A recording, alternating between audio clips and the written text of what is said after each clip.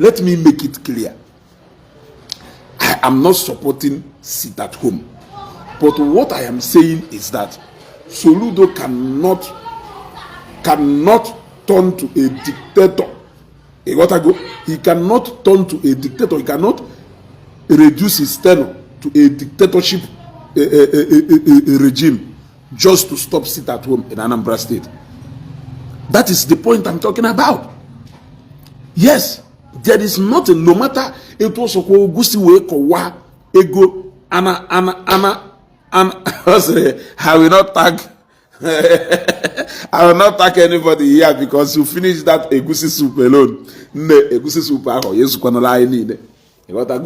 you cannot turn yourself into a dictator because you want to stop Monday sit at home. That is exactly my point. You cannot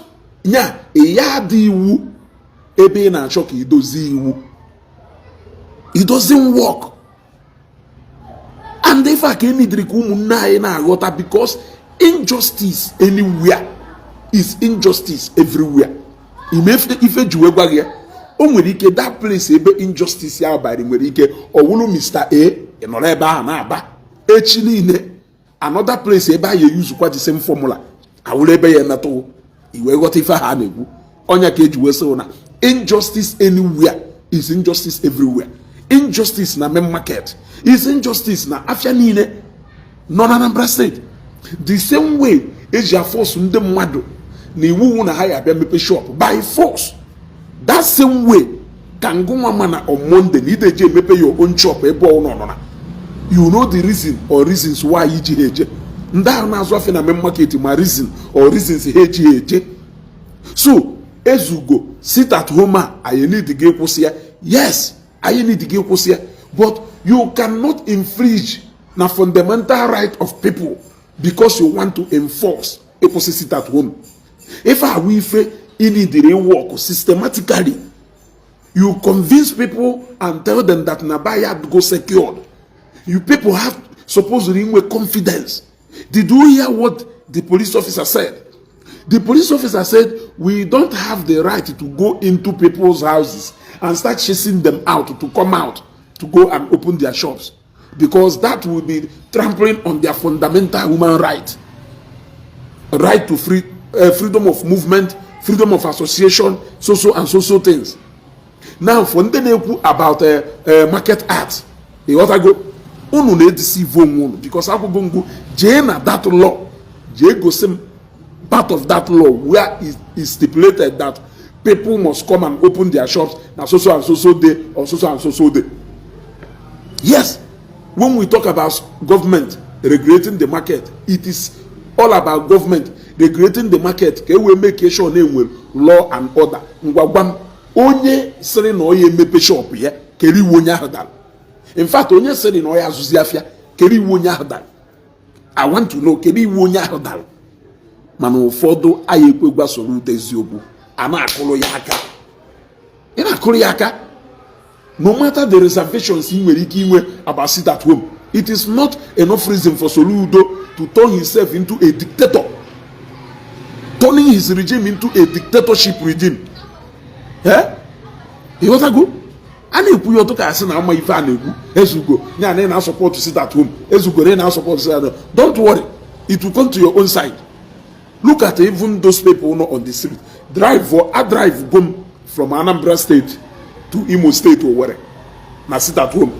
Drive from Imo State back to Anambra State. Now sit at home. Ena wano se yafuna. Umulo any single police checkpoint yafuna. Umulo any single police checkpoint yafuna. The only checkpoint for checkpoint in Dami. And the luteba or yahuzi business as usual. Or for the checkpoint we luteba unu yejisi aka unu lituo jemeye uzo unu je clear show unu ebe Dami no. Unu je see mege uzo ga. It will not be normal onye lute na checkpoint or wine or down yana Dami interact. No. Or e poti lituo ije ebe Dami no. Jefu Dami afo ishigazie je mege kwazi uzo ga we mechikwe. He has in the police. So all na the police now observe sit at home. kedu ife Soludo nwelu ị na-akpụ n'ime afịa eje achụgharị ndị afịa?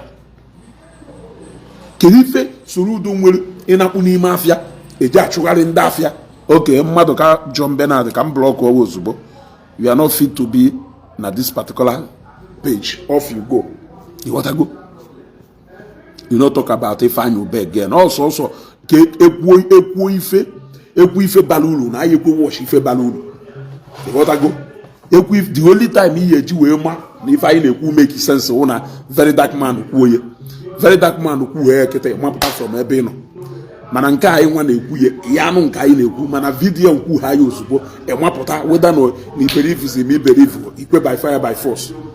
You wanna go?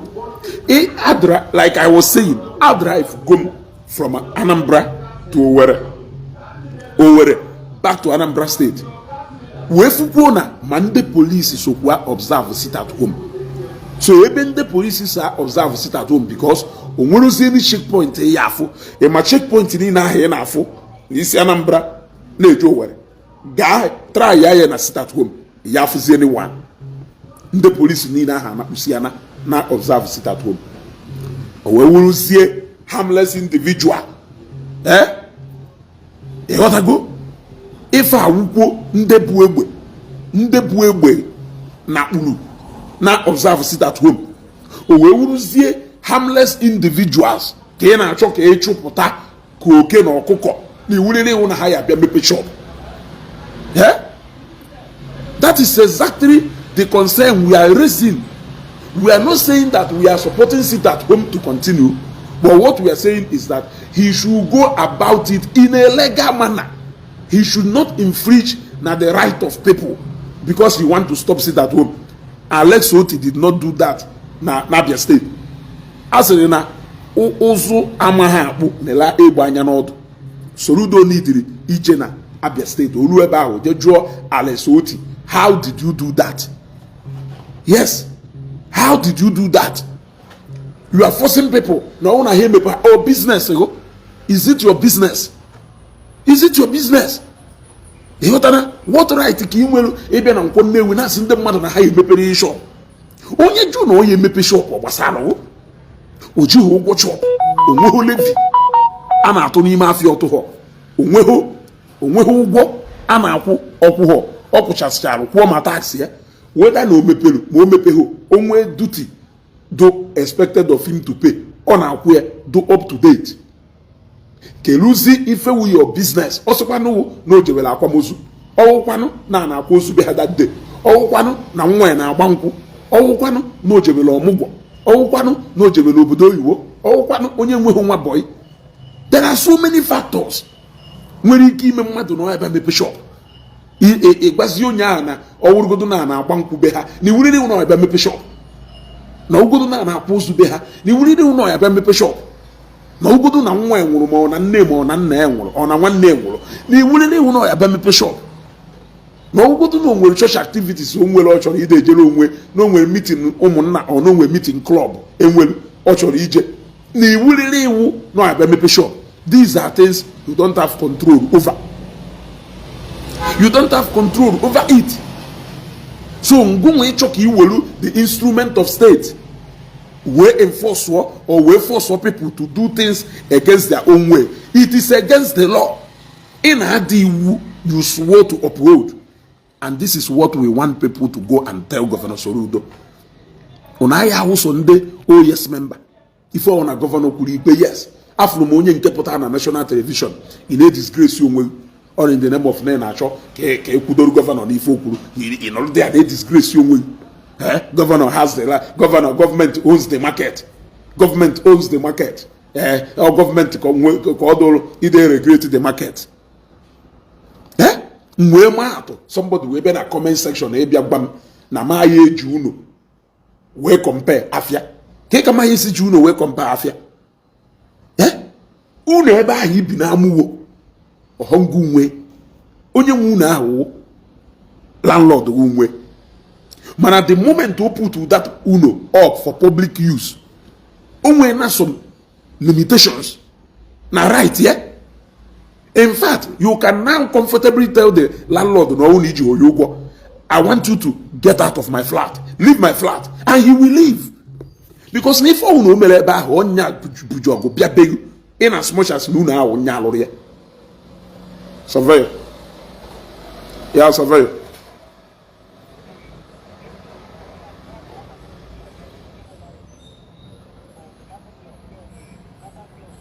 Yeah, surveyor. They no more in a WhatsApp. I'm on a live broadcast now. They no more in a WhatsApp. They don't nyake that dog. I finalize if I get that. What I go? Huh? So the moment landlord wunya wuno, no doubt wunya na agbaga no nya wuno ko no nya wuno. But the fact remains is that na right ya to go limited. He can regulate some kind of laws that will govern the compound. But he cannot tell me you must sleep in this house every day. You must sleep in this house every day. In fact, once it is, there are certain things, unless negotiate an agreement now, egwoni anono onya ke eje tenancy agreement. If I wanna bind the whole, you will move near that house. Equity again, you all go to the apple. Landlord, you quick notice. You wait a cholu no wepo. Yet, if I will know gay well, not to talk of afia oblego soludo koji well. What I go? No, na law you power to regulate the market. Or zinyawo enough reason you will not control the market or your immediate household. Eh? Can you even tell us now you cannot go out? Can you say that to him? An adult today to her. I command you, you will not go anywhere on Tuesday. Yeah? But with Ozonna, you must go out. Can you control an adult on what to do? Opening their shop is their right. You don't share that right with them. And the money ufanada. Yes. Like I said, when they sit at home, you need to make people mbefa bidolofo. Mbefa bidolofo. Ndem mmadụ na there consequences ya na ejafia. As the thing progresses to some extent, people for no na do risky. Either J mepe shop or either Jafia. The matter make sure complete. Now look at it again. As time goes on, shops so dosha ni ne mepe se. You gotta go like now. Everything that don't get that. You have no photo shops to do no photo shops so that around na your town where you can mepe. Wow. Sit at home and walk on. You have a single shop here mepe. Father, you have madu ni Now these days, those days, umunu do nyi yafu. Now, but these days, every motor buy Nilo, he meet other people, road users Nilo. That is to show you now that tension now down, and people are beginning to adjust normally. It is not something you will just come and say, boo. Eh? Munye uche puapo. Aye makusi apo. Or on a motor vehicle. You better go. Also, the main video bolone about Nigeria. We saw the heavily guarded convoy hijacked. So I don't expect you to understand how insecure it is out there. Yes, I don't expect you, Governor Soludo, to know what people like us pass through to secure our lives and property out there. Because you did not even have confidence in the battalion of soldiers in age. You will confidence in the battalion of police officers in age. Nde DSS in age agaboko too much eyirisu to no lebe niile civil defense so na your convoy upon all this, even the backup vehicles and everything, you still don't have confidence in them. You still went and bought armored bulletproof car to orupo etiye na convoy. As we speak today, HA puapota in on a bulletproof obosi ahe bia main market in on a bulletproof. So when we family yana, so you don't even trust the whole security details email. You still move inside the bulletproof motor. Just so well nime, but you are forcing nemado.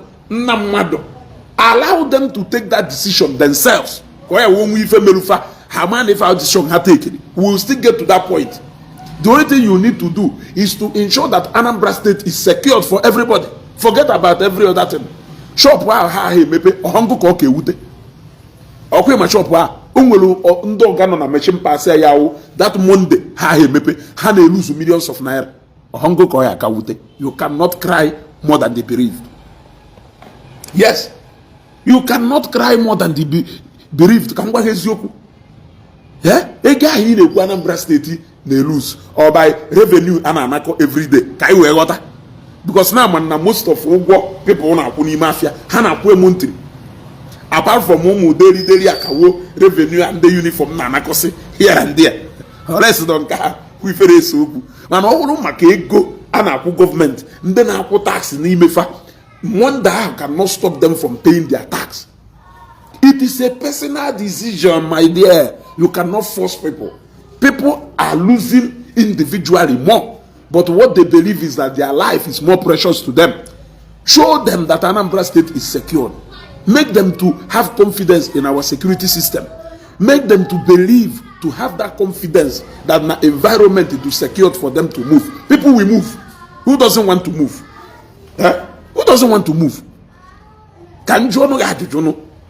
Unye yawo ubosi Monday kande kotonu kande eva jabi azuyafia ishe na mmadu ife mele onye Igbo ji wee hapụ ego ife mele onye Igbo ji wee hapụ ego na kponi mu no be esika o e wota ife na gwa onya kpata na mgba asita tuo ma bidoro ofu a na-eje ma na afia jide moto ngwa afia mmadu moyo ọkụ because na oga insist na ebunatari afia na need supply afia na Tuesday. No, God insisted, say, those bunatari afia. No need to supply in the sapela afia na Tuesday. A bula afia na one Monday afternoon. A stop o motor out yoko.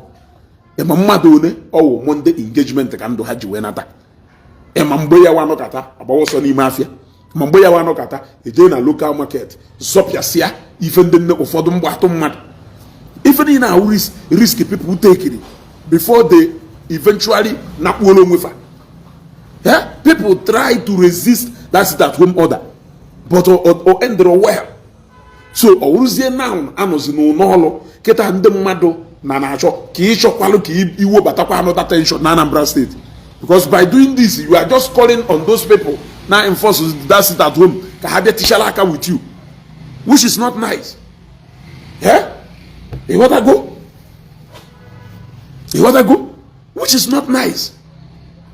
Mana na-ekwu kita ndị ya advice ofuma aya advice maka ọ na-eme unu ba ha in a place of authority odunu ka ya sị unu ahụ anọkata na-eche life after power. Life after power. You are the first governor force go ndị mmadụ pụta ha ya sị na ị nwere ike ime ewu ịgwa ndị civil servant na ha ya bịarịrị ịgwa ndị civil servant na iwu na ha ya bịarịrị ọrụ because ndị ahụ na-akwụ ụgwọ ọnwa. Those people are directly under your payroll as government capacity, not individual capacity. So you can tell them that government parastatals or offices, you have to open on Monday. And no ya zakweri. Not my personal business. Or muna uje China jet wafia. You got to go. You warehouse something. Or even wasala. Or tuka. Or wiju go. I know buy, I know sell. Or by force. I may decide to close my shop for 1 month. What is your business? Nchoke tam, watch your shop for 1 month. What is your business? That is what I'm asking. How is it your problem? You got to go. Eke auto ijepofu dustbin akwom. Nya loma. Eke auto gono akwom. Ekwo biko na shoko ke extend their gate afia. Na eke auto for 5,000. Akwom. Nwannem. Kelife wasaro. I want us to listen and think about it. That is you boldly infringing on the people. Soludo up. If not that, none of that, then they buy your say so. On out can they buy your say so? Or maybe if I get by force. The men market decide, yeah. Now this rufo hana why I want to call one touch. And the happy we one touch what damages for Tuesday to Saturday on a force one higher biafia. Happy we or what damages. Oh no, short try yan. Try yan. take him to court. Unu ro court unu ekpegbuo one touch. Onwedi ife a na-eje. Unu ekpegbuo one touch. Okwu unu go damages ya. You wanna go? Sometimes ndị anọ at the end of affairs ba ye need go ka mma teach ya lesson. Ka ha ghọta na power why nwa nyere ha ye. They cannot use it against us. Which of your family member zi nwunye onye je ka ọka.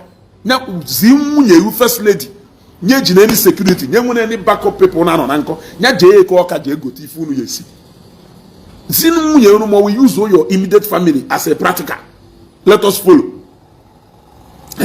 Use them as practical. Use her as specimen for practical. Let us follow. And on a Ganya na agba video. No house on na unwe molo no ma umwe amu waja. Ha kanko no na ha waja. No maka onye nke na aku egwu ndị mmadụ we mala onye owu. Use your immediate family to show us how secure the Anambra State is. That is what we need.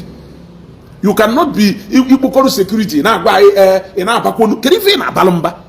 Go to your government offices. Go to parastatals. Bagaria na local government.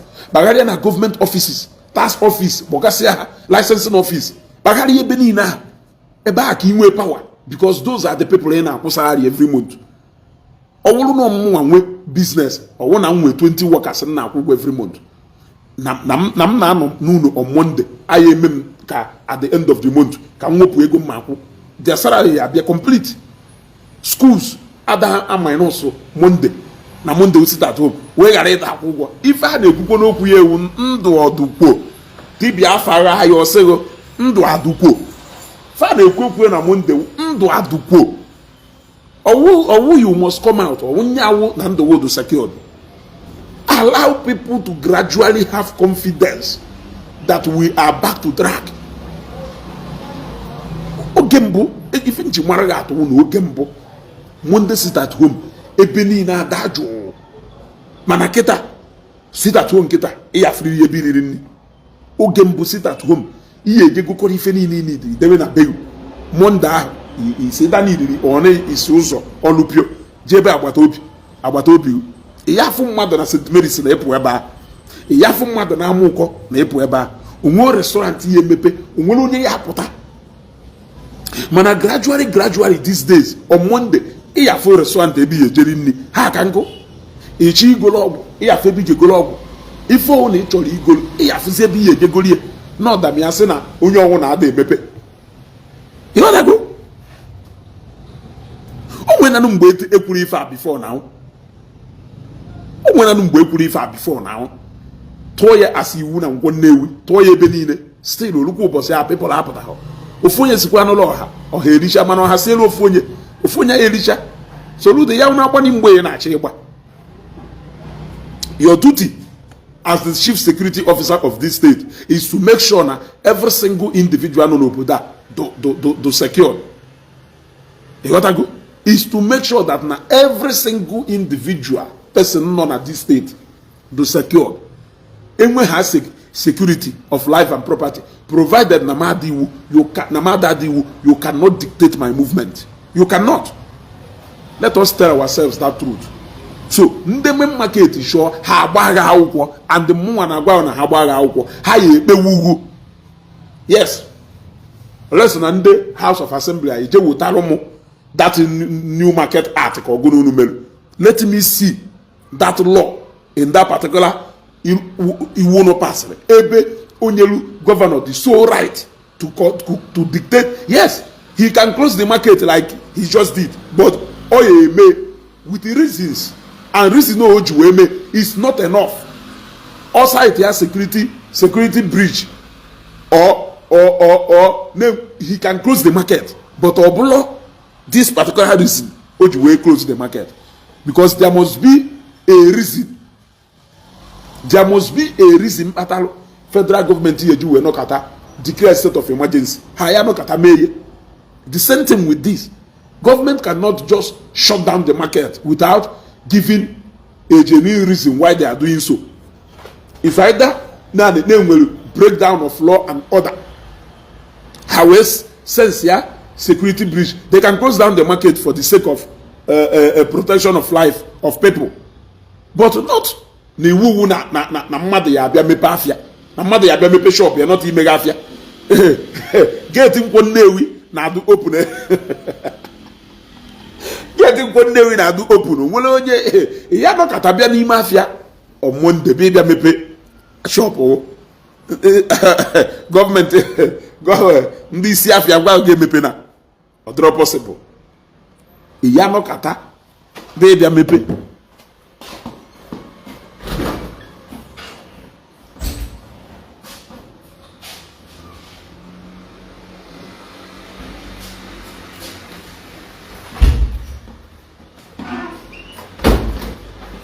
yeah, sorry.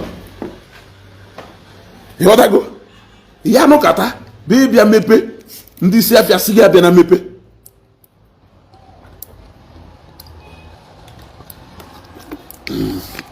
Yeah, let me take some water, man. You want to go? Eh? So, even you will not if I may not join them na the protest. How they may na Onisha. But I can use my platform to lend them my voice. You other go. Go nwa feel zikolo na ị na-ekwu ife I suppose you dey ekwu jisi ike. You other go. Jisi ike na ekwu one day it will be your own turn. Ya mana ife na-eme na Nigeria ọ na-awụ onye. Na enu mmadụ na-ajụ m ezuge na azụ afịa na main market ka ife gbasara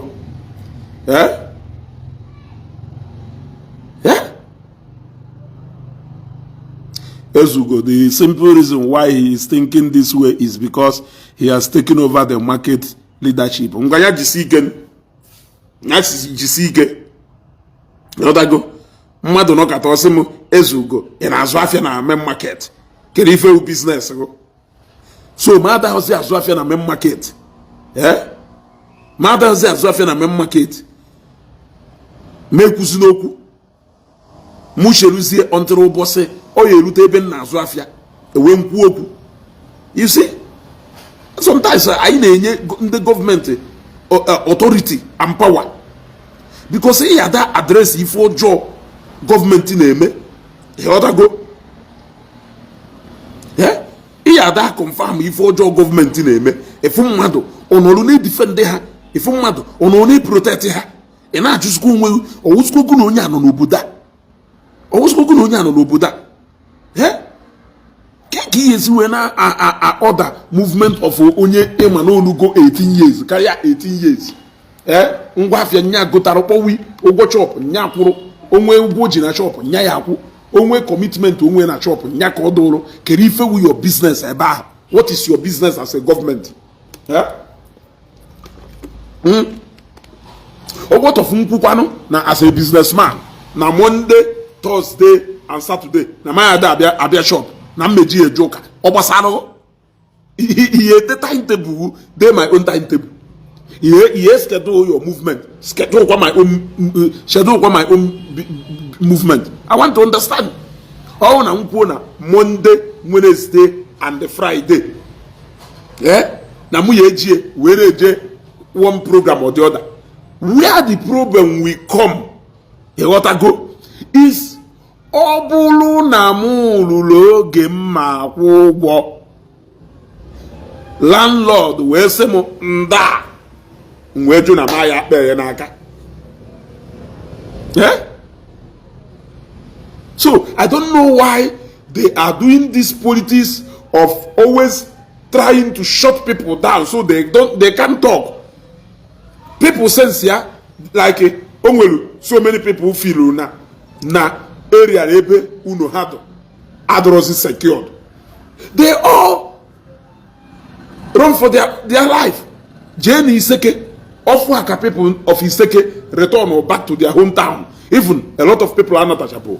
Aputazie igwe obodo amazi ọkwa ma gọvanọ ekwuo na ndị Iseke na iwu na ụnụ ya anata bụnụ na onye ọhụrụ anata hobe ya eluzube na all lands are owned by government.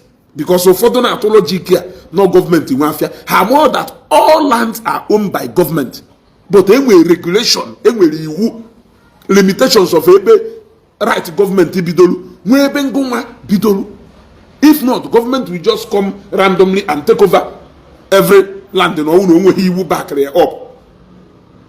mmadụ pụta ọsịgụ no gọọmenti nwe leadership afia, but uno ebe ị nọ and ebe ịlụrụ uno, are you not aware that all lands are owned by government na individuals adịghị nwe land?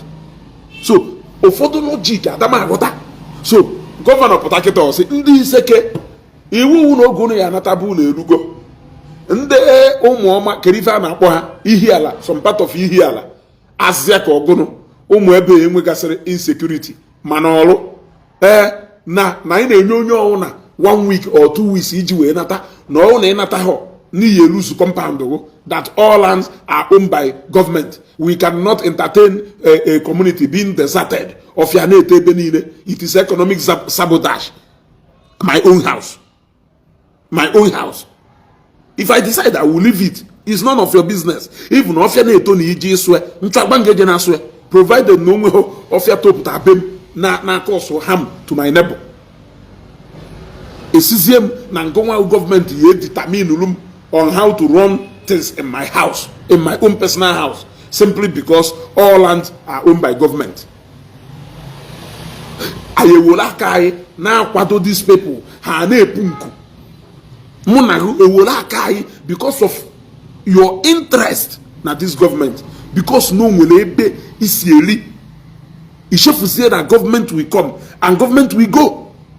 Yes, in nwere ike debe ahụ na ị nọ na-apụgata owewu na onye nọ na-apụga your own favorite person. O nwere ike echi niile onye ọda adakọrọgo na ya abata or PDP nwe mgbe ha nọ before apụga wee bata.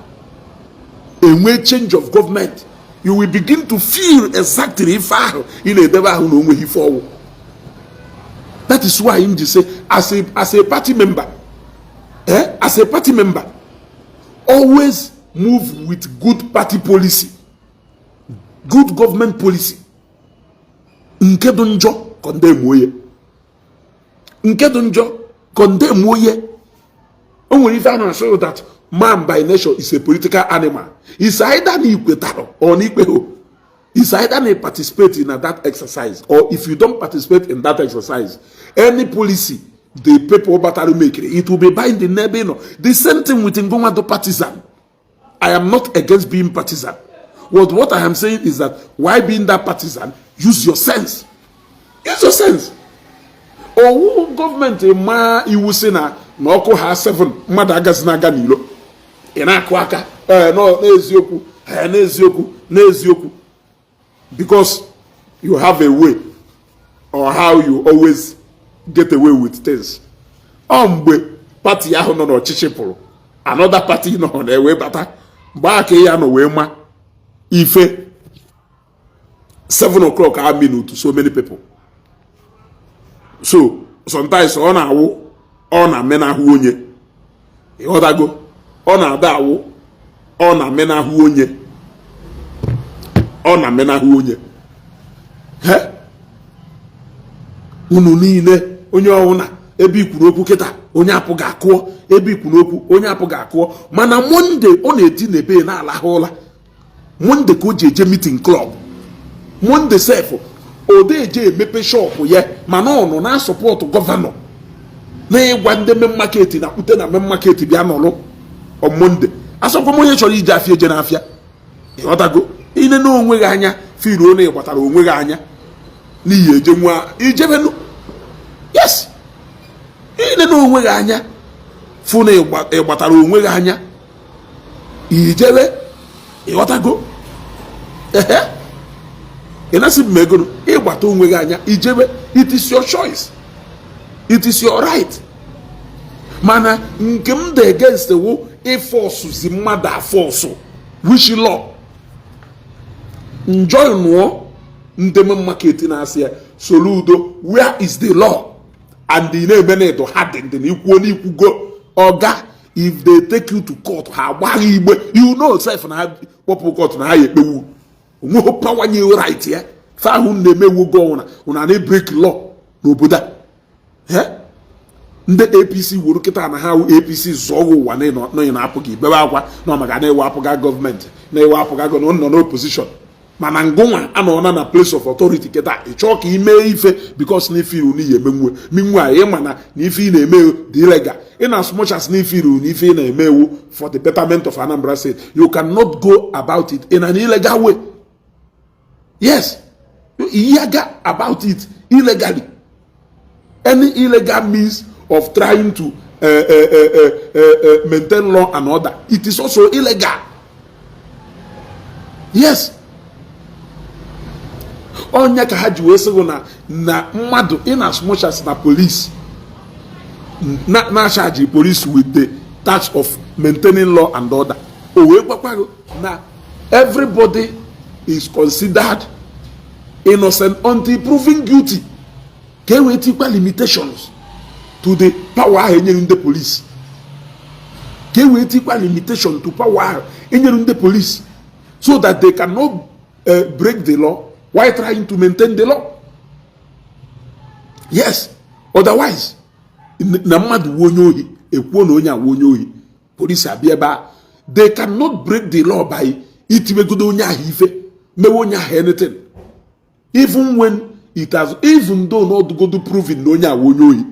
Law ka any act imelu to inflict injury or na onye ahụ without passing through, you have broken the law. Agbaghị ya ime na jungle justice wu a crime called wait until the day you will be a victim. Ijecha nga oge achaji for murder, what if email oge achaji for murder in oche na egwuregwu atụọ nga maka ife ụnụ ka nkụ wee meta ọwụsọ ngụ onye polisi nwudetala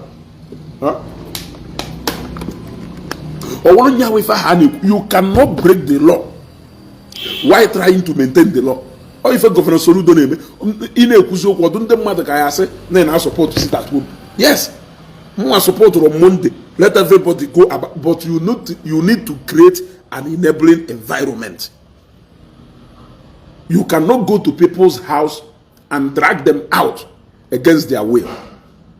Nche decide yam na Monday na nji ala hola. Yes, no nwere much thing na so na Monday. After all, na Zambia Monday, Adam ejekebe shop na Monday. Yes, of course, na Zambia shop na city market Adam ejekebe ba Monday, unless no one's go customer kpọpụtara m. Sunday Monday wuri ụbọchị ana m ada concentrate na afia Thursday, Friday, Saturday and Sunday because of no hairs ka nele. You got to go. So but on Monday in particular, we even na apokebe afia Monday because na mostly obodo na do broke on Monday. Also onye need nya also so onye need Monday na bia agụrụ nke ngụrụ a na-eje elele. You got to go. So na that particular Monday ahapụ m ụmụ ọrụ m ha azụọ les na onweziri ife kpọtalụ m ana m ada eji apụ eji akpara nkata ọ na m na ile onwe m n'ụlọ were ụbọchị ahụ mmedi abịa clean sialụ my house. It is my decision. It's not your decision. Ndị China nwe complex nwe mall aya no kata bịa sị m Mr. Eric, you must come and open. It's none of your business. Oge mma akwụ ụgwọ lu akwụọ ngụ ụgwọ etu aka people yeah, I'm telling you many reasons people ya aji wee pewu Soludo. You cannot determine my program.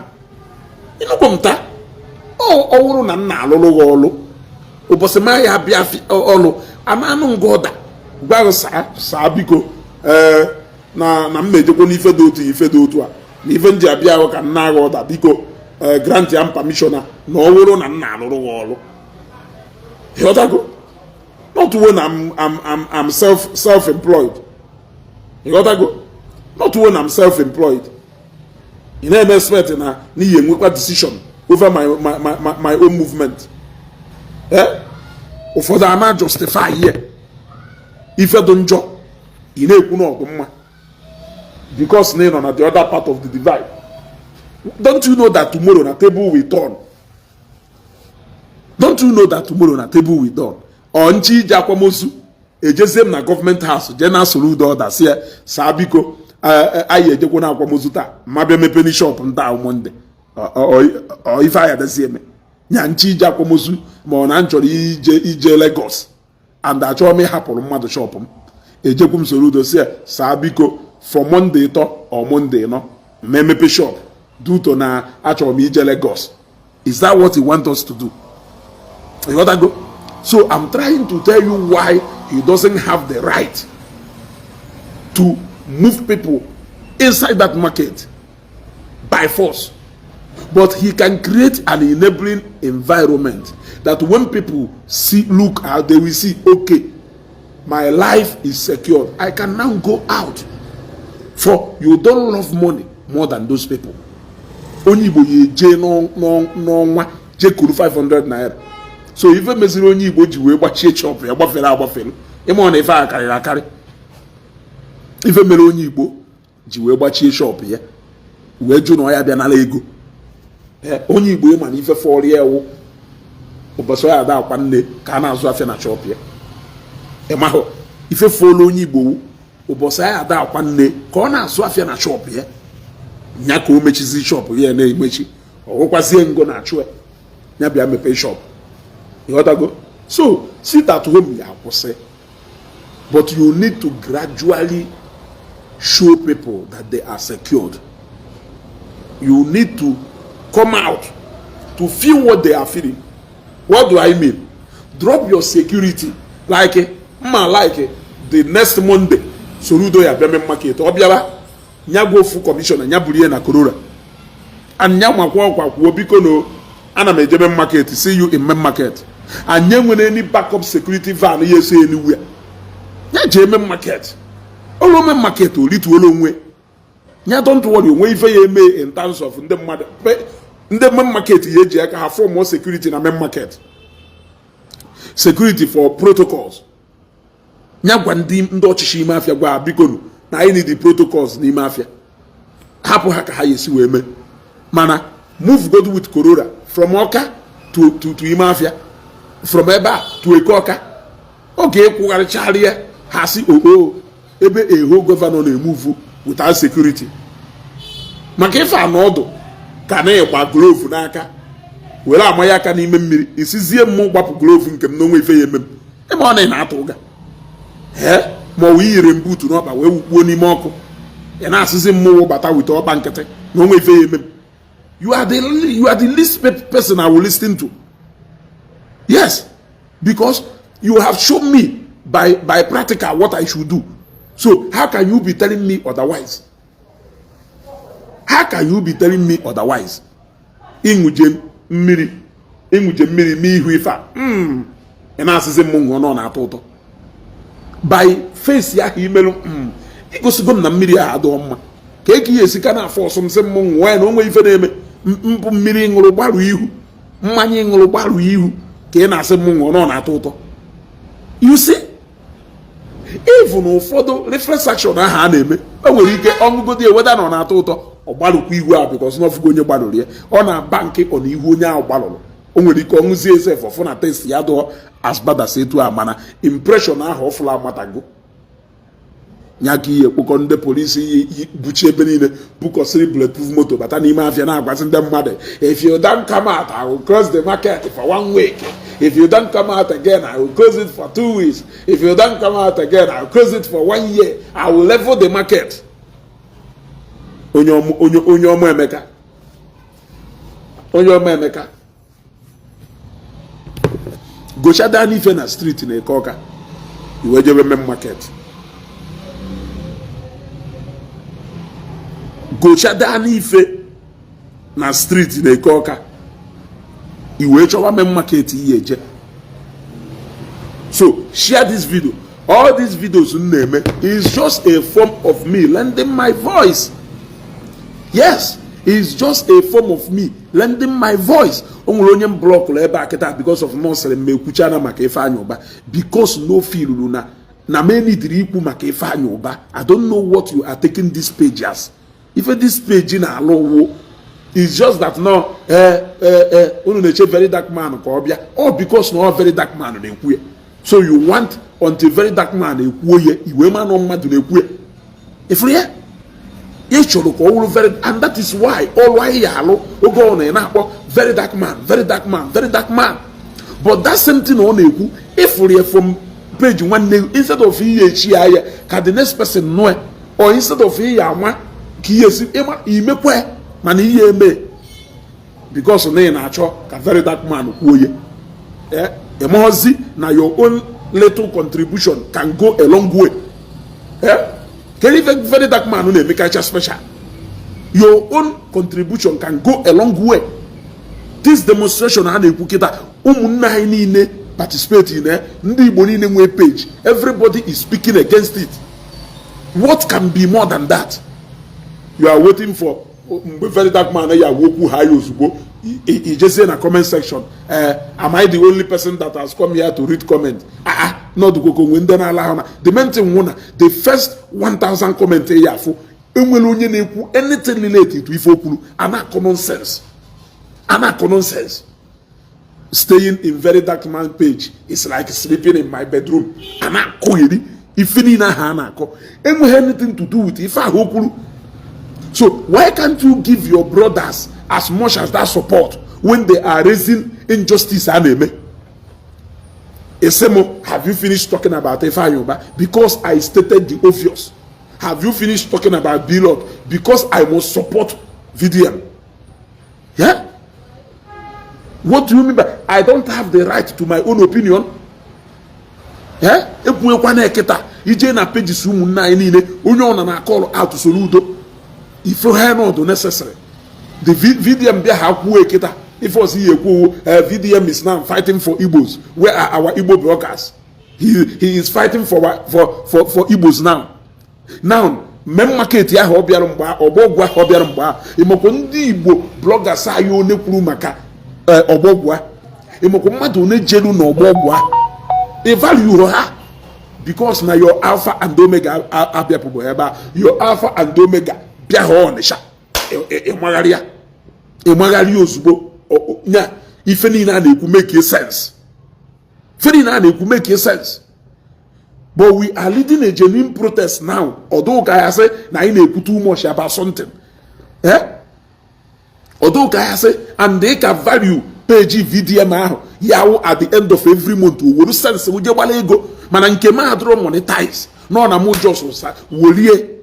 That is why I'm even considering going to monetize this page so that at least if I can not make anything let me make money because it like ije buy another man ego even at the end of the day or because ya gosi ego no na enweta the other day o gosiri engagement ya e ka na akolo ya aka na business ya na move to the permanent site e ka do very happy no na make money while trying to do something no feel not right. He is still making money there but he can prefer ya carry this my own page ya draw monetized. Yes, yet it is eligible to be monetized, but I draw monetized. But you don't like it when I use the platform to support the cause. You don't like it. Eme kwa na eketa je na pages umunna anyị niile ana adokwa Soludo keta. Na do eketa to come and do the needful. You will not come and identify with it. In a show boss VDM umelie if he ekuzi VDM love Igbos. He has come to fight for them market. Tagaria na pages bloggers ni na inwe na East keta. Ejike moment of truth. Ejike I greet you. Bagaria na pages umunna anyị niile ka efu ka esi akpọ na do n'enu na do na. Obele anything call to you. In a show boss video. Ma afugo mo onye nke sere je na comment section move say why not go and call the Lord? Yeah? Because now video war bata ozugbo oje na government house pia governor Italy. Oh the same thing ko yeme. Okwo this same thing na-eme ba ko yeme na obata n'okwu a. Okwo this same thing na-ekwu ko yekwukwa oyeje pia governor Italy. But what we need is for as so many as us, as much as we can, to lend our voice so that our governor will hear us and know the position of majority of Anambra. That is all we need. So if Odefa consider it as a protest, join in this protest by sharing the video so that people will share it, so that somebody will show it to the governor. Dalejike, oh God, in nature VDM. no je na akpa ihe ego irukwudo ebe ahụ ya drop comment niile etiri tu ife ọ na-ede ka ngosi ga example ka ngosizie ga example ka ịghọta ife m na-ekwu ka ngosi ga example ka ịfụ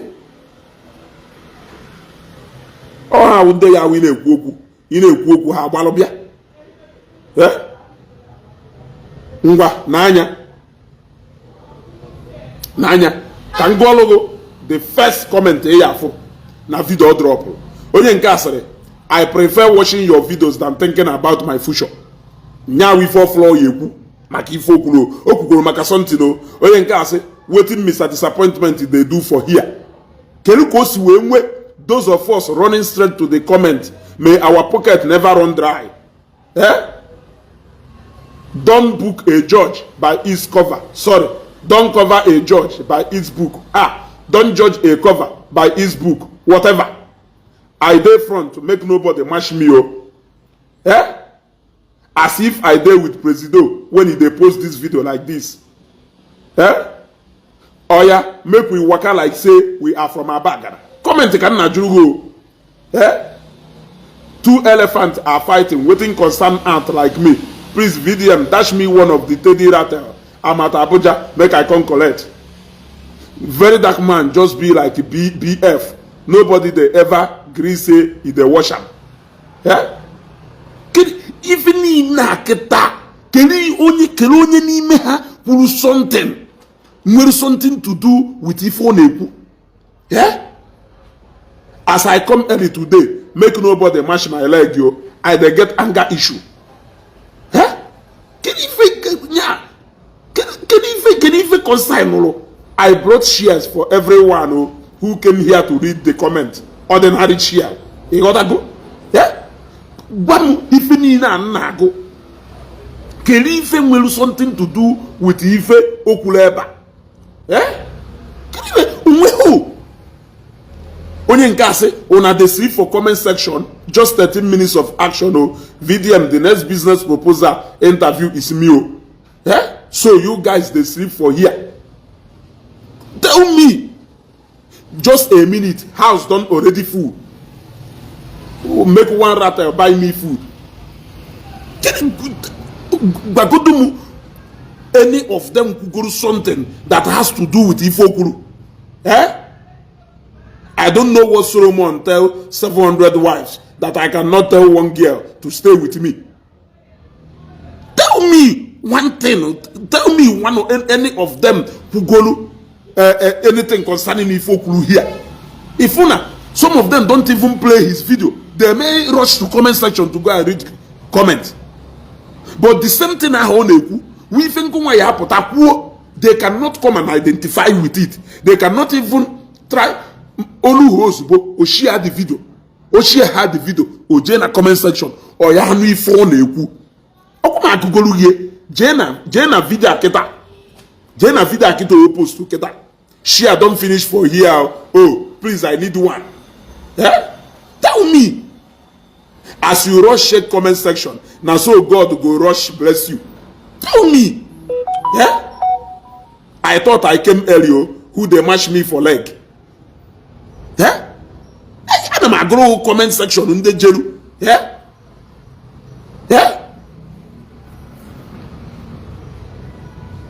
Tell me.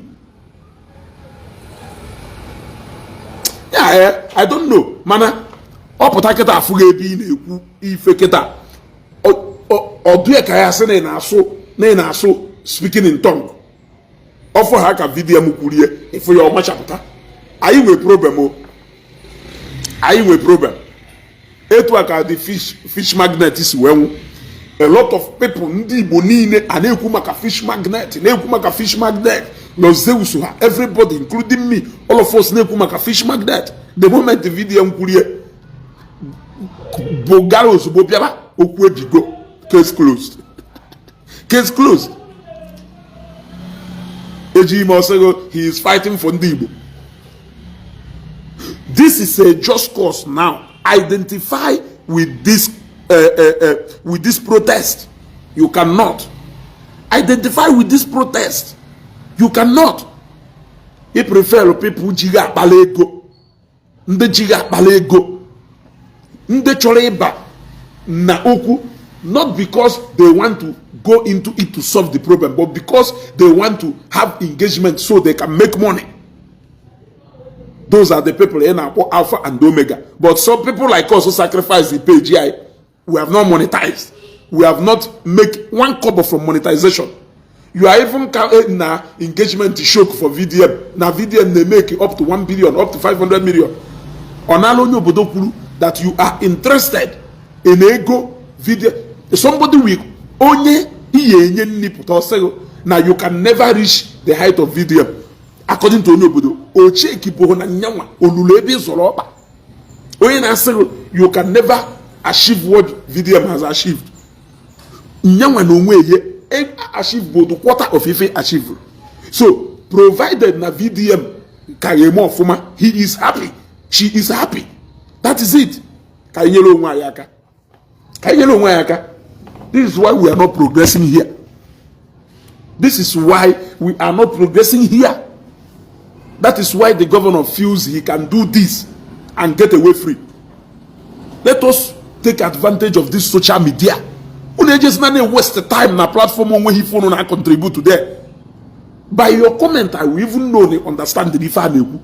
You don't understand the no jekota personal okwe obia kolugu weje no ye obare gate na e no kwa be na ago eno keta what can 5,000 do for you elasha poso is it happens here platform video mo lasha poso je na nkechi okonkwo je de epistle of Ife 5,000 ye melu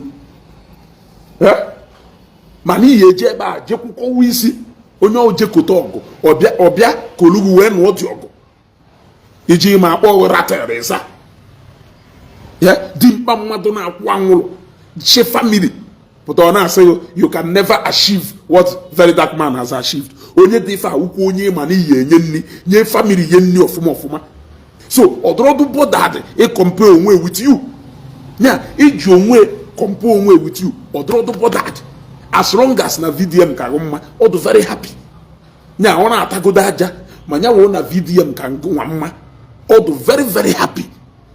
Esem na ya ga anywhere. Onwezi okwu a na-ekwu na ana Igbo ba yi VDM eti ihe ọnụ ma ya achieve na something. Ma we kwuzi okwu onye wa so ye kwuzi maka VDM again because on the way you that you are talking about those issues. Why do you think I am here on social media? I'm very happy until today. Monetize is here my page tomorrow. A man no because I'm monetize here. Can you the video because they are monetizing their opinion.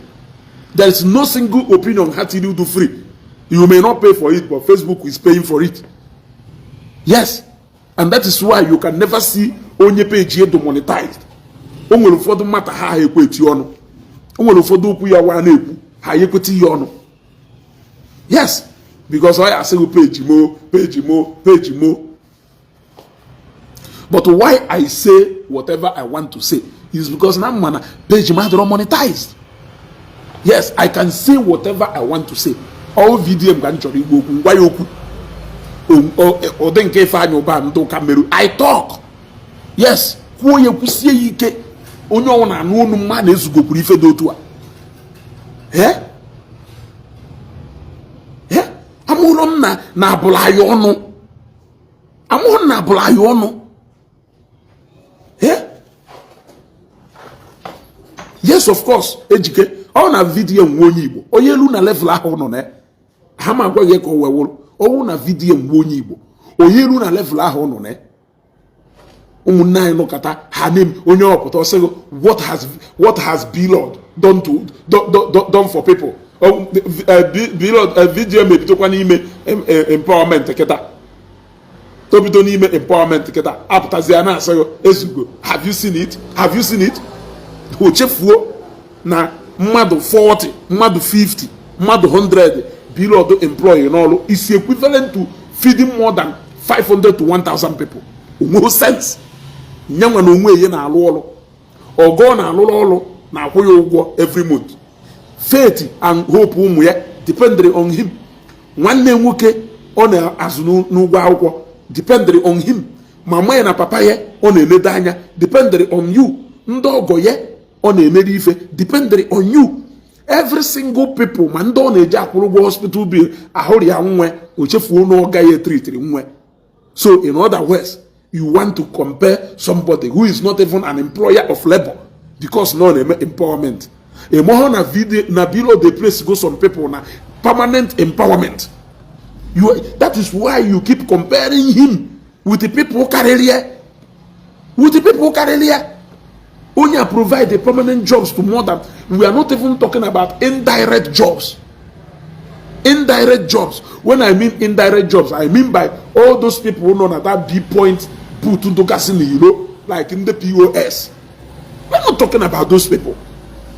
You know what I go? So a lot of women na ekologo and a woku baluru by yate yono. Ije na page video mjije kwa sredia. Kije gwaha I carry share come. Who will like to sit down? Yeah, I prefer watching your videos more than watching my destiny. I may be watching your video, my destiny will leave me and run away. Or if a dimpa madu jeli ide na page madu. He? Mano dieba iye kwoku. Soludo would I na walo ball because na you to I na la hola. Uno nine je na page video jepu kowisi. Anaghị ekwu ekita. Why can't social media play a very important role? People on the street, let us call him out on social media. Be part of the protest. You may not be there na main market, but you can be here. You can be na different platforms of people who are calling him out. Onwelonte and Oya Luife. Because all man if on illegal. It's just that no nefisi baka. Koga le wona ndi mafia merige. Man no man if on an illegal exercise called embark there. You want to go? Omo na ndị mafia team up keta eziokwu na-ekwu na compromise China the market leadership. But let me tell you, even an individual in mafia can sue him and win him. Other people well, yeah, ụfọdụ ndị wele no. Yeah, ụfọdụ ndị wele no. You cannot ofu onye sielo ọha yerisha mana ọha sielo ofu onye yerisha. If one efisi beka we fema agota ho, you are a professor. Yet in America as na no na Banana Republic. Eh? Odoka ya say na ine no na your kitchen. You give command then we follow. Yeah? Tata unko newi, tata ablosi ta dom. So nju na ma eje mepe shop na nko newi ta. Mother say mo bia kwalo po because na me mepe o. Is that what you are telling me? Tata keta, let's say na because Monday can be treated as any other day. Today is what? Today is Thursday. I may decide, no, I cannot go to my shop today. Are you going to force me to go and open it? Then, at all, can business go to there? Can you go to a shop? When we feed the way, the way this single shop, it just can be a pay. Yeah? Those are people's right and decision. You cannot influence it because you are a government. You cannot. Yes. You cannot. When you go on a no admission no shop. How are you going to go around the shops asking people or school or private school kind of or government school? Ebe ya we be how a joke if a man be how so ma be half ya issue one query if a man ma be how my own shop. If I don't come to my, I'm trying to simplify this so that you can understand the wood Soludo nada. So maybe I'll pay my own shop. You will have to ask me the reason but I made you away biafia. Issue won't query. Leave it but I'm a half ya biazulego. How we go there is I'm a ballow boy. He be mafia. A shop work and none on it. He may issues in query. If a batalo, Namabia half ya. An adult. Kena wa amaliu. No up with a half ya, he may share that main market. Or because now, or don't confirm this year, the China compromised. So definitely, over the UK, and they will appear. As in the main market, next Monday, no. Oh man, I am a mother make it. Next Monday, no, unagent anywhere. Prove, prove no adult that he cannot control you people and tell you what to do. proof o na-eye kpagharịa kịta gwa m police check on Monday kpagharịa gwa m na the whole of Anambra State ebe ya afụ police checkpoint pụta apụta kpagharịa on Monday ka ịgwa m checkpoint one ya afụ provide good security first ị na-eje Owerri if not because of ndị amị ndị nke na-anọ na ịgachi ihi ala then ndị nke na-anọ na ịgbagota ịgacha mgbidi na ndị otu eke ọgụnụ ndị nke na-anọ after Njaba then kere anọda ọ dịka about 3 or 4 ka ị ya aga bifo ịbata Owerri sọsọ ha ndị ya afụ polisi n'ilo ndị polisi na-atụ egwu mana ịchọsi ka people pụta ndị polisi na-atụ egwu mana ịchọsi ka people pụta lugodo primary work ị nidere ịlụ hapụzie the rest lụọ primary work ife ahụ ifuru ị na-eme people ka n'idie ọnwụ na na-eme mmadụ pụta na Monday zụcha afịa na ọ na-azụta 10 million ike n'idi dị 10 million ahụ na-akpa ụka ọ na-aba onye ahụ chọrọ ije zuru ego ahụ ka ọ na-eme ọnụ people na-eluzuri ego on their own mọma ego na gọọmenti na-eluzu ife a nji wee jụọ ego ọwụ ego a na-ana ndị kwara baro ka ego a na-ana ndị pakịrị moto ka ego o revenue a na-ana on daily ka a na-agbakọrọ anyị na Monday kwụsị na ama na ọwụrụ tax wụrụ ụmụ levis a ụfọdụ n'ime ha na-akwụ ha on a monthly basis and the whether na imepe shop or na imepe shop ị ga-akwụ the money. So I want to know 8 billion a na-agbakọrọ anyị a na-eluzu or no ego people na-eluzu in their own pocket, then is it your business? Dala ABJ interior ese na-lock shop ndị mmadụ for 5 days and you are ready to lock it further. Anyway,